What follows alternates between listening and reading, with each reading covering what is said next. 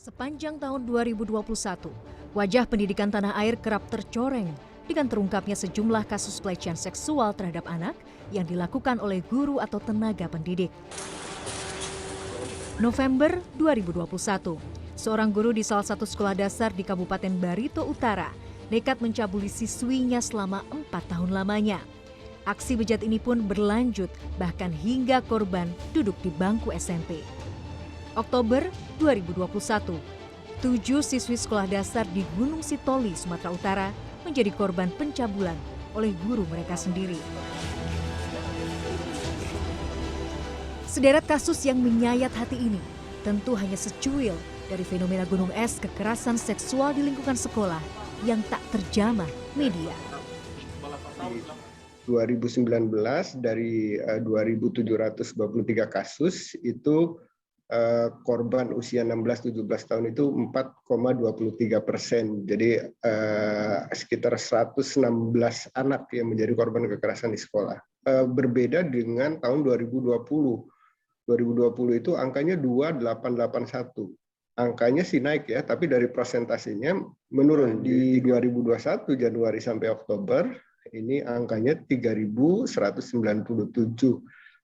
anak korban. Ya, oleh karena itu maka kami membuka ruang di mana pelaporan ini bisa lebih mudah, lalu kemudian ketika misalnya angkanya bertambah, itu nanti kita lihat trennya sehingga kita bisa membuat peta dan upaya agar kejadian-kejadian ini bisa kita minimalisir dan kita cegah.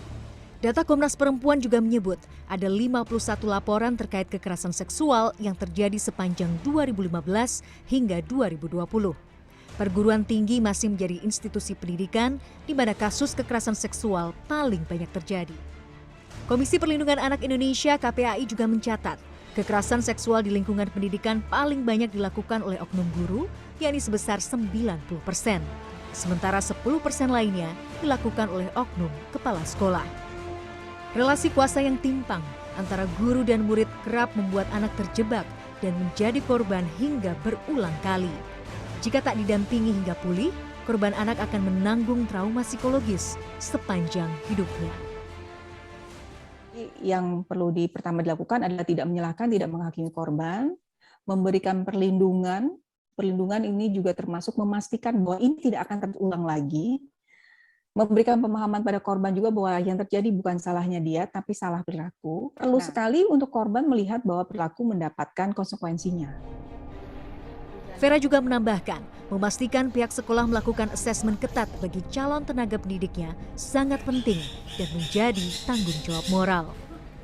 Nah, dengan mengingat banyaknya kejadian, mungkin ya sebaiknya saya rekomendasikan ditambahkan beberapa aspek yang bisa melihat kecenderungan seksual ini gitu, apakah ada penyimpangan seksual atau adakah pengalaman kekerasan seksual sebelumnya dari si calon-calon pendidik ini.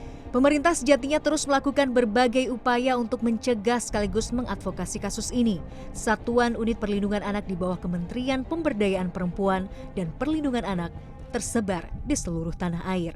Siapapun orang yang melakukan kekerasan misalnya itu dapat diancam Undang-Undang 35 tahun 2014 ya, khususnya pasal 76C junto pasal 80 gitu ya. Nah, bahkan misalnya kalau seandainya pelakunya adalah pendidik atau tenaga pendidikan, ini ditambah hukumannya menjadi sepertiga dari ancaman pidana. Permendikbud 82 juga mengatur gitu ya, mengatur tentang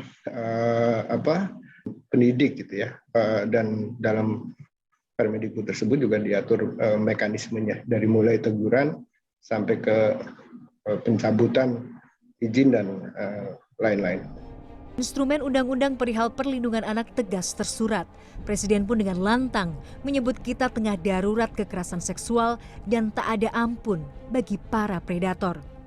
Tapi ironinya, sementara banyak anak terus menjadi korban, RUU Penghapusan Kekerasan Seksual masih juga alot di tangan wakil rakyat. Regulasi dan sanksi bagi para pelaku kejahatan seksual senantiasa tegas di atas kertas. Namun kerap kali realitas berjalan tak sesuai harapan. Melindungi anak-anak kita dari para predator seksual adalah tugas dan tanggung jawab setiap manusia dewasa. Karena satu anak menjadi korban, maka hidup dan masa depan mereka dipertaruhkan. Miladia Rahma, Andika Suramanto, Jakarta.